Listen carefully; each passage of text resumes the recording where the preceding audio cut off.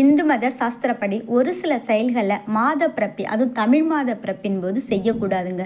மாத பிறப்பின் போது பெருமாள் கோவிலுக்கு போவது ரொம்ப நல்லதுங்க. முடியலையா, பக்கத்தில் எந்த கோவில் இருந்தாலும் போகுங்க. அது ரொம்ப ரொம்ப ரொம்ப நம்ம குடும்ப முன்னேற்றத்துக்கு வழிவகுக்குங்க.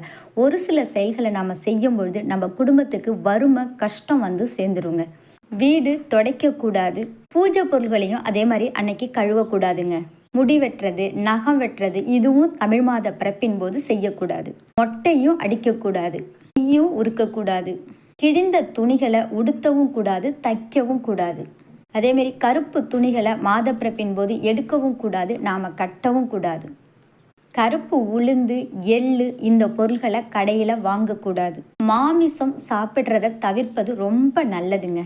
எக்காரணத்தை முன்னிட்டும் அரிசி, துவரம்பருப்பு, பால் சம்பந்தமான பொருள்கள் எதுவும் இன்னைக்கு தரக்கூடாதுங்க. முடிஞ்ச அளவுக்கு கடைப்பிடிச்சு பாருங்க.